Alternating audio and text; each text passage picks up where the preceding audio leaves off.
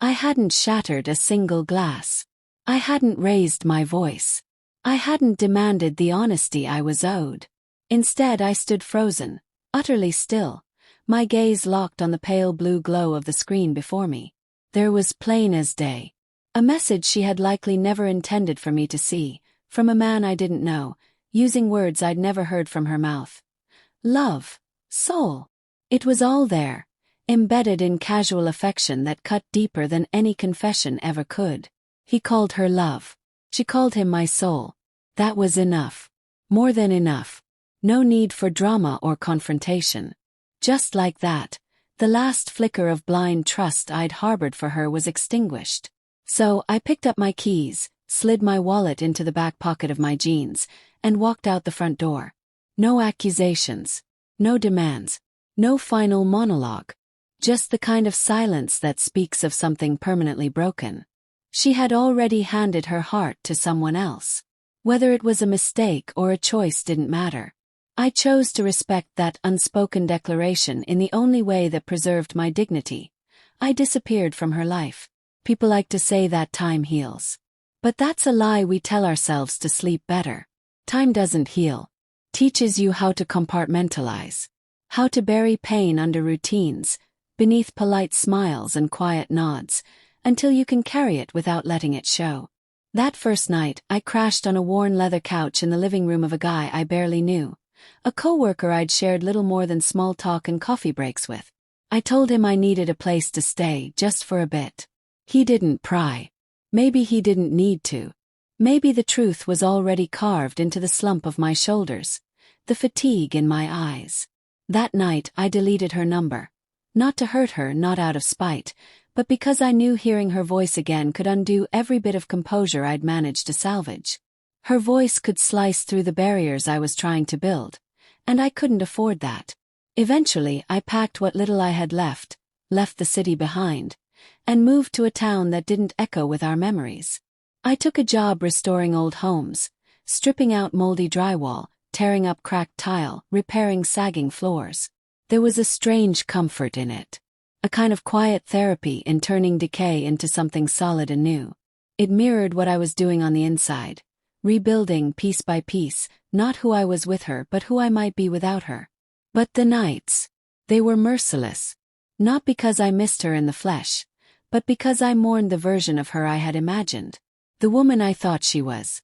There's a vast difference between yearning for a person and grieving the illusion you crafted around them. And I had been deeply, dangerously in love with the illusion. I never told my family. Never even told my closest friend. Some burdens feel too heavy to pass on, too personal to dilute with someone else's sympathy. Instead, I carried it in silence. Not out of shame, but because there are wounds that belong solely to the person who was cut. I didn't hate her. Not truly. But I loathed what her betrayal had done to me. To the part of me that still believed in forever, in vows, in loyalty. That part had been scorched. And just when I thought I had finally stopped scanning every crowd for a glimpse of her, she appeared. It was a Saturday.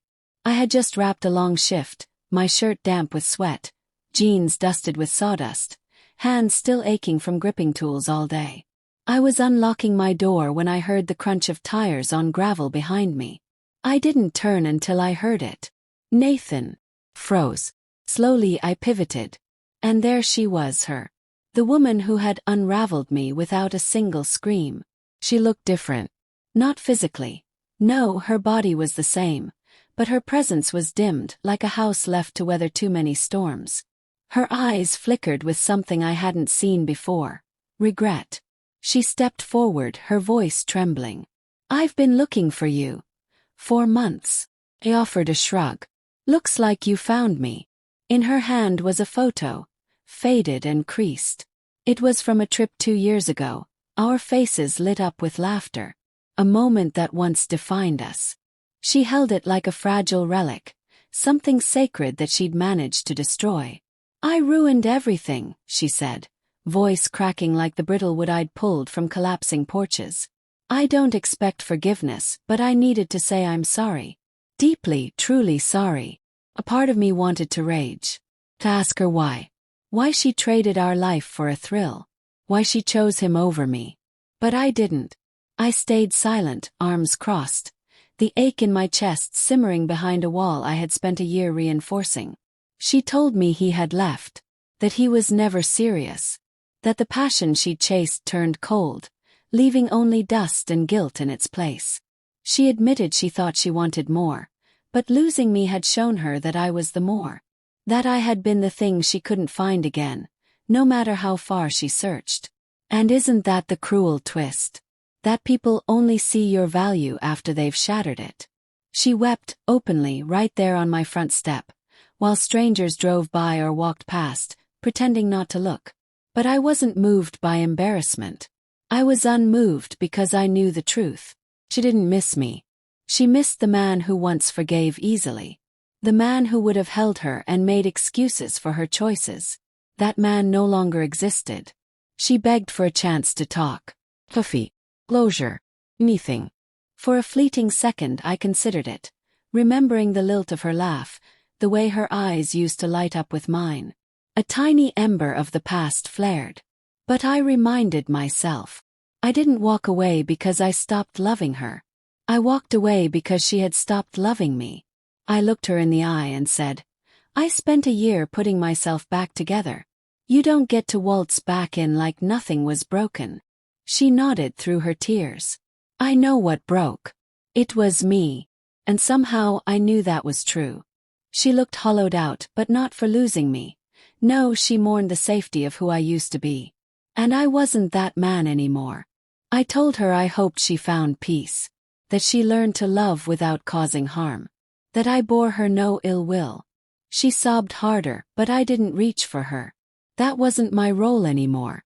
She'd given that up long ago. She left quietly, the way I had a year before. I stepped inside, shut the door and leaned back against it, letting the silence settle like dust. The ache in my chest wasn't for her. It was the ache of release, of surrendering the last need for answers, the final wish for apology. I didn't need it anymore. Because somewhere along the way, I had already found what I'd been searching for. And the man I was always meant to become.